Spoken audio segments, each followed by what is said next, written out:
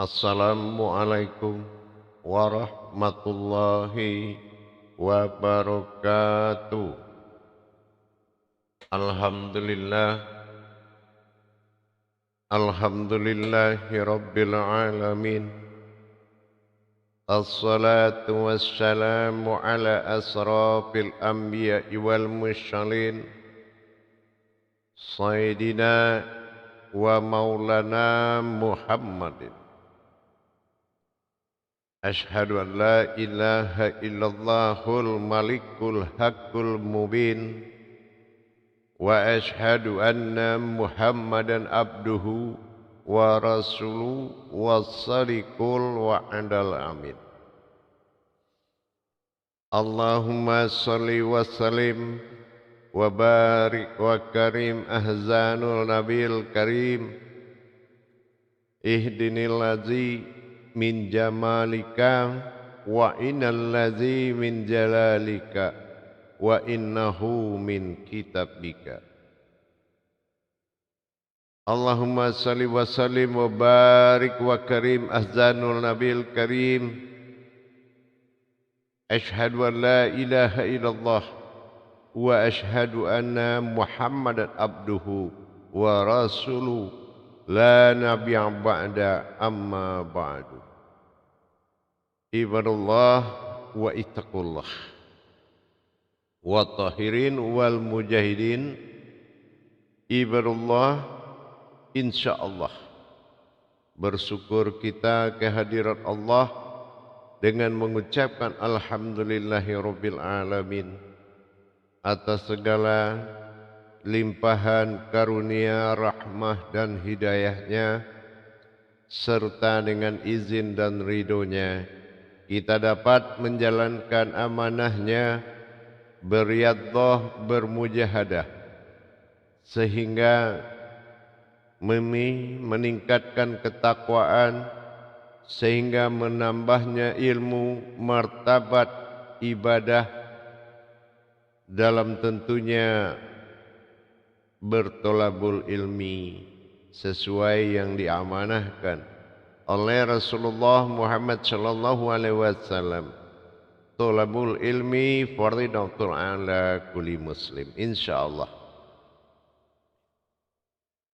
Alhamdulillah, bertemu lagi dengan saya Guru Mursyid Syekh Nur Muhammad Buya Irwan Maulana Al-Khalidi, Pasaman, Sumatera Barat. Tentunya dalam rangka meningkatkan iman dan takwa kita melalui bertolabul ilmi, bimbingan belajar, khusus di makom tauhid, dalam makom majelis zikir Ma'rifatullah Indonesia, dalam naungan Yayasan Islam Hidayatul Mubarakah, yang insya Allah selalu syiar kupas tuntas ilmu hakikat, amal dan ibadah Ma'rifatullah. Dalam syiar wadah kita YouTube Buya Pasaman Timur yang selalu kita banggakan sebagai YouTube pedoman umat dalam bertauhid kepada Allah secara hakikat dan hakiki. Para hadirin dan hadirat semuanya, kaum muslimin dan muslimat dimanapun berada seiman, jamaah rahimakumullah. Sebagaimana yang telah dihalalkan oleh Allah dalam makom tauhid awal, syahadat batin dalam Al-Malikul Haqqul Mubin, wasyadikul wa'adal amin, memperjelas bahwasanya dikatakan agama itu sebagai adab dalam ketentuan perjalanan aku dalam masa Tuhan dan keumatan. Tentulah kita tidak lepas dan tidak luput dari bertadabur kepada ilmu yang dimajukan dan dirahasiakan dan ditersiratkan menjadi pertanda pada Lauh Mahfuz Al-Quranul Karim.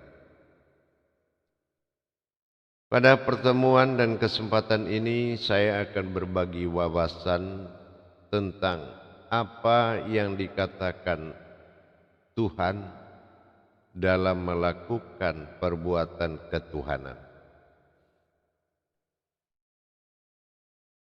Melakukan perbuatan ketuhanan, tentulah kita harus memahami yang akan menjadi Tuhan dalam ketuhanan itu adalah Tuhan, yaitu aku yang ingin menjadi Tuhan. Pemahaman dalam tauhid hakiki dalam perjalanan tasyawuf sangat mutlak, tak terbantah. Sesungguhnya Tuhan itu lebih awal sebelum melakukan keumatan. Keinginan aku dalam qudsi menjadi Tuhan hanya dengan menciptakan umat. Kalaulah Tuhan ini jadi, dia menjadi Tuhan, tentulah ada yang menjadikan. Tapi karena dia ingin menjadi Tuhan dengan perjalanan rahasia-rahasia kemakoman dari ketunggalannya, ketunggalan pada wahid hakiki menuju ketunggalan pada ahad hakikat.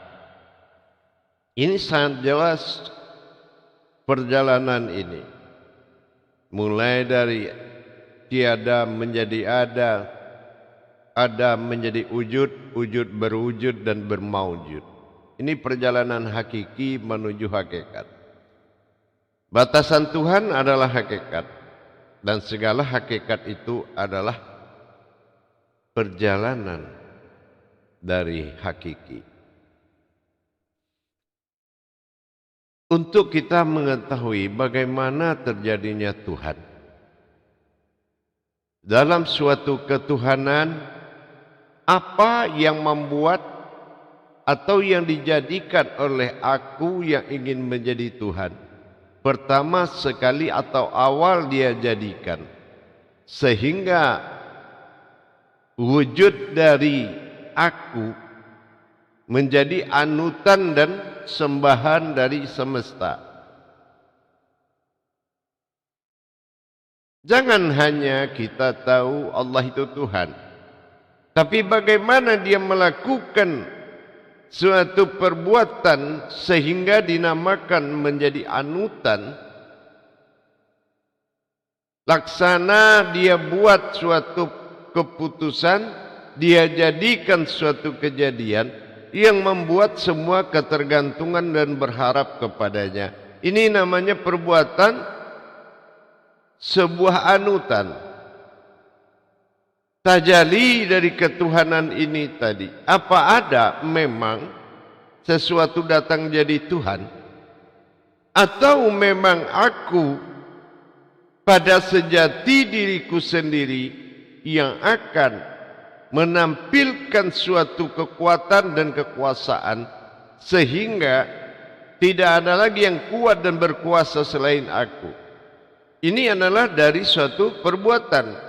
Bukan aku menampilkan diri, memperlihatkan sebagai Tuhan. Makanya dalam syahadat tauhidin, la ilah, tidak ada Tuhan.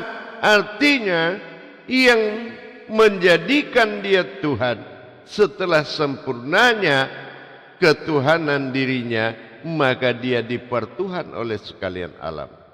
Ini yang dikatakan, aku ingin jadi Tuhan, maka kujadikanlah umat. Dalam perjalanan kebenaran tersebut, ini yang dikatakan dengan makom kaji lahud. Lahud ini adalah suatu getaran, suatu kekuatan yang sangat dahsyat, suatu kekuatan yang tidak ada bantahan, tidak ada tandingannya, dan kekuasaannya yang tidak ada yang menundukkan kekuasaannya, tetapi tunduk di bawah kekuasaannya. Dua perkara ini menjadi sebuah andalan, bukti menjadikan awal dari segalanya, sehingga dia menjadi panutan. Kekuasaan dan kekuatan telah dihimpun dalam hakikinya aku. Ini yang dikatakan aku yang hakiki dari diriku sendiri. Siapa hakiki diriku? Adalah kekuatan dan kekuasaanku. Inilah yang akan menjadi Tuhan sebagai ketuhanan dari semesta. Ini yang dikatakan lahud.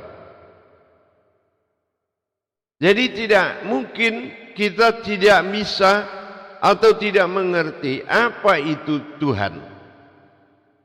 Dan dari mana Tuhan itu menjadi Tuhan?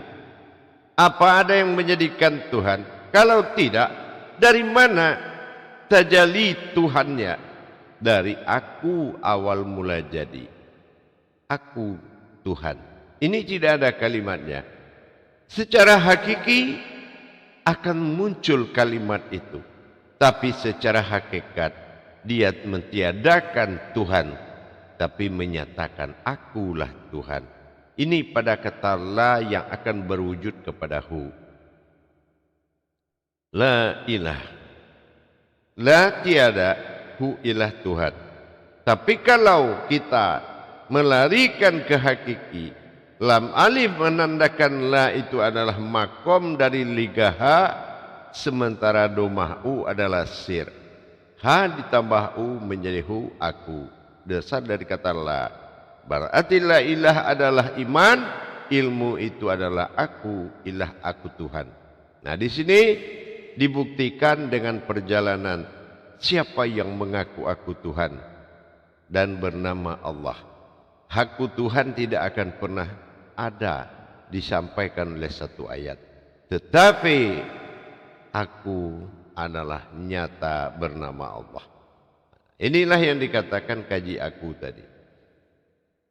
Hakiki dari perbuatan diriku sendiri. Tajali dari aras sebagai terkuat, qudsi sebagai terkuasa. Maka dalam kekuatan dan kekuasaan aras dan qudsi ini yang dinamakan lahud. Goncangan, kekuatan, daya. Nah ini yang dikatakan getaran. Nah ini yang dikatakan lahud. La berartikan alam. Sementara hu ilah. Sifatnya adalah hu, itu adalah ketuhanan atau ilah. Jadi disinilah dikatakan hu Allah, alam ilah, alam Allah. Dikatakan alam semesta adalah Allah, sifat zahir. Dikatakan ilah Tuhan, inilah Rabb. Nah ini yang dikatakan sifat alam dan sifat diri. La hud. La adalah sifat alam. Hud ilah bersifat diri. Ini yang dikatakan Allahu alam. Jadi Tuhan semesta alam, Tuhan diri-diri, Rabbin nas Rabbil alamin, berasal dari kekuatan lahud. Lahudlah yang mewujud kepada Rahman dan Rahim. Lahudlah yang berbuat dalam kodrat aras Rabb dan illah Tuhan. Dengan demikian, siapa wujud dari kodrat tersebut, sehingga apabila lahud itu datang, dia akan menggugurkan segala penamaan, segala kodrat, karena dia adalah diri tunggal, yang dikatakan sifat tunggal, diri tunggal dan diri manunggal. Ini yang merubah kodrat. Tidak ada lagi kodrat yang dia datangi bernama-nama. Tidak dia kenal itu laki-laki. Tidak dia kenal itu perempuan. Maka dia akan berwujud kepada sebuah wujud kodrat. Inilah yang dikatakan kemunculan aku ilah. Ini yang dikatakan juga dengan bahasa ruh qudsi, yaitu hayatnya kekuasaan. Kekuasaan yang hidup dan kekuasaan yang berupa. Kekuasaan yang hidup ialah kekuasaan yang berupa adalah la atau alam. Maka dikatakan lahud. Lahud adalah kekuatan yang sangat suci dan maha suci. Tidak terjangkau oleh apapun. Kemampuan apapun tidak akan menjangkau keberadaan daripada lahudku. Dan tidak ada di dalam lahud itu suatu alam yang sangat halus. Tidak akan ada di situ namanya waktu. Tidak ada di situ usia, tidak ada di situ tempat. Bahkan lahud ini disebut dengan alam tidak ada. Tetapi kenapa dikatakan tidak ada? Bukan tiada. Maknanya adalah seseorang yang telah mengalami lahudnya aku dalam goncangan, dalam getaran, membuat semua tidak ada, melainkan aras itu sendiri yang ada. Ini yang dimaksud nyaris tidak ada. Dikatakan alam lahud itu adalah ada, tetapi nyaris dikatakan tidak ada. Bukan tidak, bukan tiada, tetapi tiadalah yang ada, melainkan lahud itu semata. Ini kekuatannya. Ruh Qudsi adalah kekuasaan yang hidup dan berkuasa. Inilah ketuhanan dari sifatku. Dia hanya menjalankan, menunaikan satu kewajiban. Karena dia adalah keakuan dari aku yang ingin menjadi Tuhan, menjadi ketuhanan bagi diriku. Dan dia adalah kekuatan mutlak. Kekuasaan yang tidak ada batasnya. Wujud itulah yang dinamakan dasar ghaibul ghaib. Artinya gaib di atas yang gaib. Apa maksudnya gaib? Dia murni dan sangat murni sekali. Barang siapa yang berhadapan dengan lahudku, maka gugurlah semua kemampuannya. Inilah kekuatannya. Kemunculan lahudku adalah kemunculan aku, yang mana di mana dia muncul akan menjadi surga bagi orang yang melihatku melalui wadah kemunculanku. Surga yang dimaksud adalah runtuh segala kebatilan di depan seorang yang telah mencapai lahud. Maka bersih dan sucilah sehingga kodrat yang di depan dan berhadapan dengannya adalah kodrat yang telah disucikan oleh lahud tadi. Dua kodrat la dengan hu yang menjadikan dua kodrat ini menjadi sewujud diri. Dikatakan dia halus dengan suci dan kuat dan berkuasa. Dan dia disembunyikan pada kodrat yang ditentukan. Pada kodrat yang dipilih, yang diredoi, yang disukai oleh Allah. Kodrat itu mewalikan Allah, dinamakan dengan wali Allah. Dan diri yang berkuasa dan terkuat, inilah diri halus, yang mana diri itu hakikinya dari aku tunggal wahid, yang dinamakan hidupku adalah sufi. Ini yang dikatakan sufi. Kemunculan hakikinya aku dalam kesendirian ketunggalan adalah kekuasaan dan kekuatanku yang akan diwujudkan menjadi diri lahud, yang berarti adalah Tuhan semesta alam. La adalah alam, hud adalah ilah Tuhan. Ini yang dikatakan lahud, Tuhan semesta alam. Di mana Tuhan semesta alam? Orang yang telah memberikan penetapan terhadap dirinya. Apa penetapan kepada dirinya? Tidak ada yang ada melainkan Dia yang menjaga yang ada. Lahud diri kemunculan Tuhan ilahi pada ilaha. Inilah yang menyatakan ketuhanan. Tepatilah janjimu untuk selalu menjadi Tuhan, Rabbnya aku. Tidak ada lagi yang harus kamu tunaikan melainkan menjaga ketuhananku. Senyumku untuk orang yang menjalankan ketuhanan. Mereka adalah orang-orang pilihan. Mereka adalah supi-supinya aku. Di depan mereka sudah sama di depan aku. Mereka mengorbankan segala kehidupannya untuk menjadi hidup mutlak. Dia adalah pilihan ketunggalan.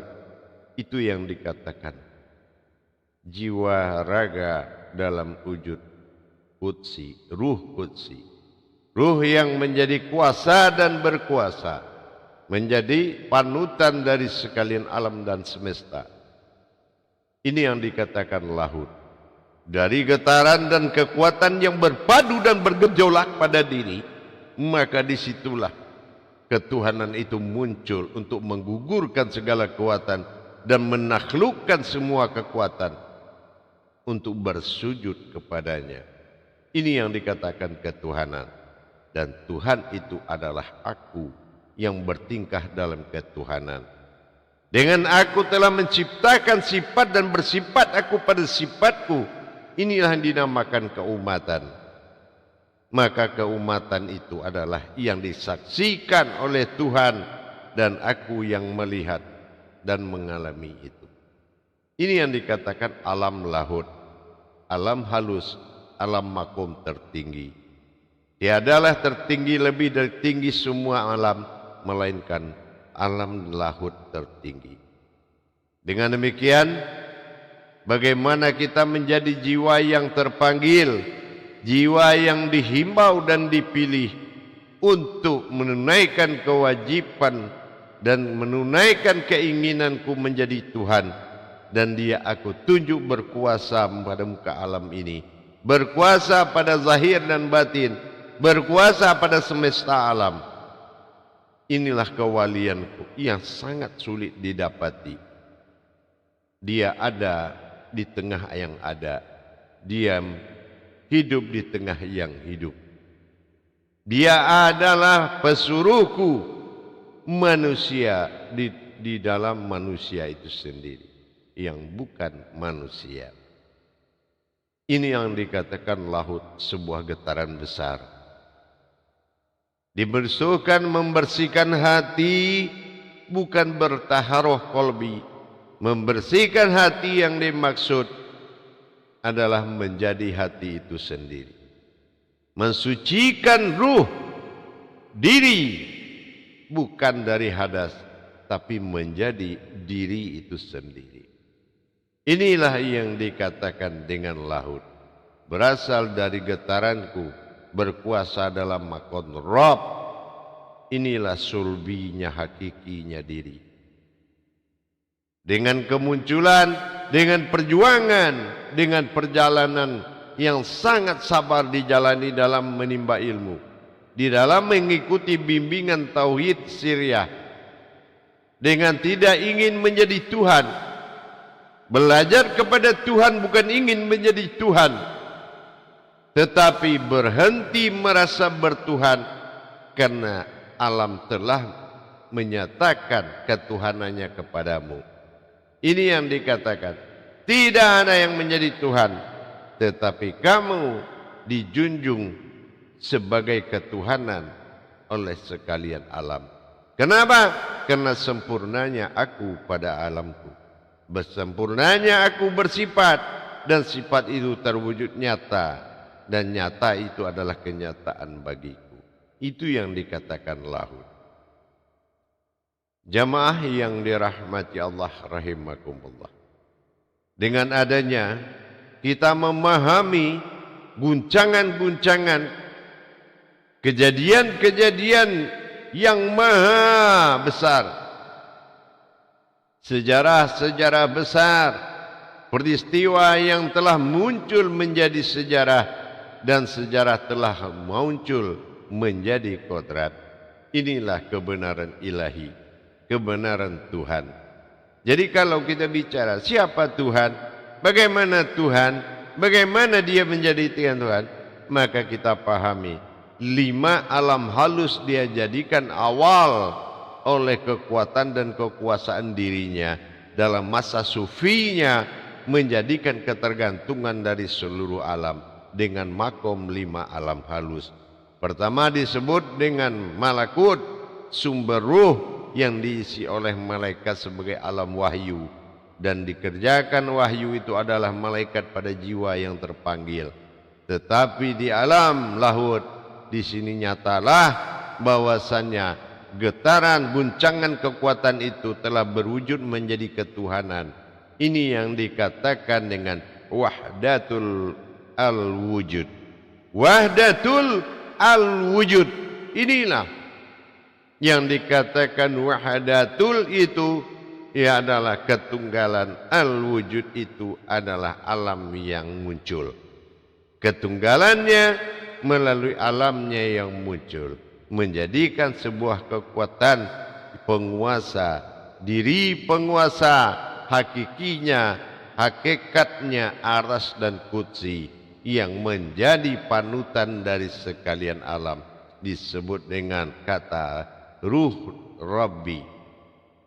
Inilah ruh Rabbi yang akan menjadi kodrat hakiki yang disebut ilah atau Tuhan.